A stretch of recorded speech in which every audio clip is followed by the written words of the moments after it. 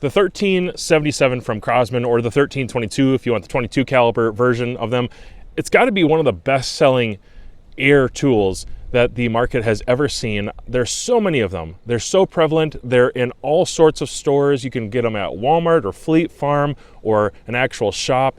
They're everywhere. They're everywhere online. You can get them on Amazon or eBay, and I just find them to be extremely prevalent and very worthwhile. They're one of the best deals you can get, and they're highly upgradable is the word that I think I'll go with. You can get Luther barrels, you can get improved parts and pieces like what you see here. This is not the way that it's going to come to you when you buy it at your Fleet Farm. It's going to come pistol configuration, usually with completely different furniture. And where I found the most use or the most practical improvements would be from Terry over at Buckrail. I haven't done a video on Buckrail products for a while, but I do need to quick update you on some of the things. If you haven't caught this, you haven't been following for a while, I love this little thing. It's a great backyard plinker. It's probably good for close range pest control if that's something you got to deal with. I've killed squirrels with them. I haven't done a rabbit, but I could do a rabbit if it was close enough. And I find them to be really, really precise compared to lots of other air guns out there. Guns that are 2 or 3 times the price. As far as 25 yards and in, this thing is insanely precise, and that's with the factory barrel on there. You can increase some quality probably by going with the Luther barrels. Now, I'll start with what Terry has sent out and what I think of it so far now that I've used it for over a year, probably a few years at this point. Let's start on this end and work this way. So on this end, this is a lead dust collector, and it improves the shooting experience with the sound report. And this is indispensable. This takes the sound down very, very many decibels, and it makes it incredibly friendly. I've had people who are, very sensitive shooting, like small kids, really sensitive to loud sounds. They don't even like suppressed 22. They don't like the concussion of a little bit of powder, going off. And this is a great place to start them off with and get them so they're not intimidated by the experience at all, because this thing hardly makes any sound at all. You probably couldn't hear this 50 feet away unless you heard the report of the target, which is usually the loudest part. So this is extremely effective. He's got more newer versions of this, newer renditions of this. This old one still works great, but I probably do need to update and get a newer version of this, because the newer ones I think are maybe, I don't know, superior parts, superior design somehow. I've looked them over and they do look pretty cool. I just want a new one anyways. I put the adapter that he put on his website, it's been probably a couple years now, put the adapter on the end. All I had to do is take out that pin and do a little something with the barrel and then put this on, fit on really well, and now it threads on. And I find this to be indispensable for what this has become for me. I really like that. Sometimes I've run a light, I guess you could run a laser on there or even a red dot. With this, it's a barrel clamp, and it just has 2 Cros stainless bolts that clamp onto the barrel itself. And these are pretty effective if you're just going to do a red dot and you don't want to upgrade to the Crosman steel breech, which is what I'm running right here. If you don't want to do that, you could keep your stock configuration for the most part and just clamp one of these on. It's an easy 2-minute fix. These are insanely affordable. So are these, and so are these. Pretty much everything that Terry does has been extremely affordable. I don't even know how he makes a profit, to be honest with you. Moving on, like I said, I have the Crosman breech. It's a steel breech. It has a dovetail. Unfortunately, it doesn't have Picatinny, which is a real shame. But it has a dovetail breech, so it allows you to get a little more length for an optic, and it gives you dovetail on 2 portions, before and after. And all that really had to happen is I knocked out this rear portion. There's a dovetail for a rear sight. I could, if I wanted to, go back to iron sights. I could throw in an iron sight in that rear dovetail and use the front blade if I took off this piece here. Make sure this is focused.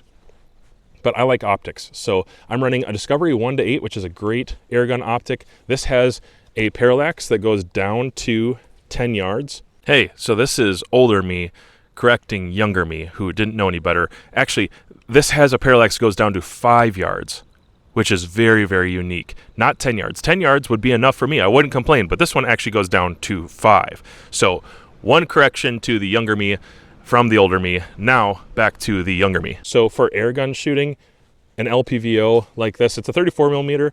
You can actually dial. The turrets are reliable, tracks pretty good. And then I threw on one of the UUQ red dots on top. Thank you to those brands for sending those out as well. Discovery also sent out some rings. These are the Discovery rings that are dovetail. I haven't seen these around for a while. Most people switched to Picatinny quite a while ago. Then I have the Pumper, I think, on here. I think that's what it was called. This has held up really well for a long time. I think he might also have newer versions of this. He's always improving. Like, every product is improved. So if you go on his website right now, he found a way to improve it. It just seems to be the case with everything every year. But I don't have a problem with this one. It works really great, and it matches some of the other gear that I've put on in the past. I did have an improved pistol grip from him, but something that he came up with a while ago was kind of an AR grip compatible lower piece here for the trigger mechanism. So this, I can't remember what it's called directly. I'll have something in the comments you can check out. But this allows you to throw on any pistol grip that you want. And that is so cool because I threw on a B5 systems on there. I like that a lot. It's one of my preferred AR style grips. It's a little bit more vertical, and it's really comfortable on here. Easy to maneuver. I mean, these things weigh next to nothing, but it's easy to maneuver. And moving back from there, he has side folders, which are awesome. On the Tang, let's see, right here, he's got his own Picatinny converter for an end cap.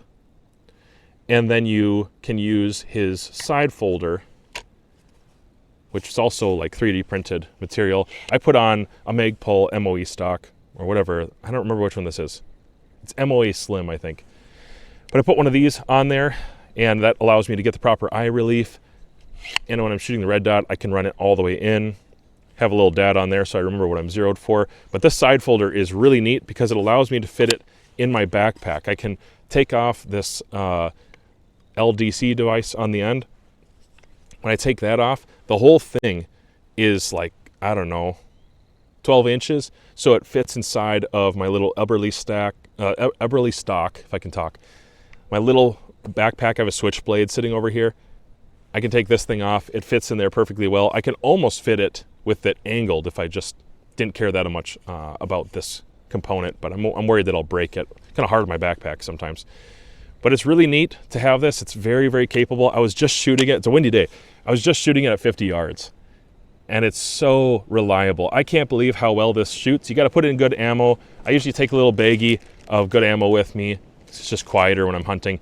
But this is H&N Field Target Trophy 8.64s, and they run super well out of these. But I'm telling you guys, if you haven't gotten into a 1377 or 1322, even if you're a PCP guy, these are so fun. You don't have to worry about, fueling up for your PCP. You don't have to worry about topping things off. It's just pump power.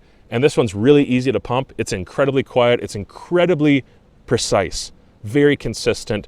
And actually, when I put this in, I was able to improve the trigger in a couple different ways as well, which is really, really helpful for group shooting.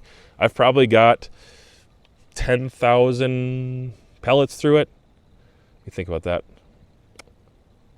I've probably got 10,000 through this. I think this is my original barrel, and it's still shooting probably just as tight as it used to. I've never even cleaned this barrel, if my memory serves me correct.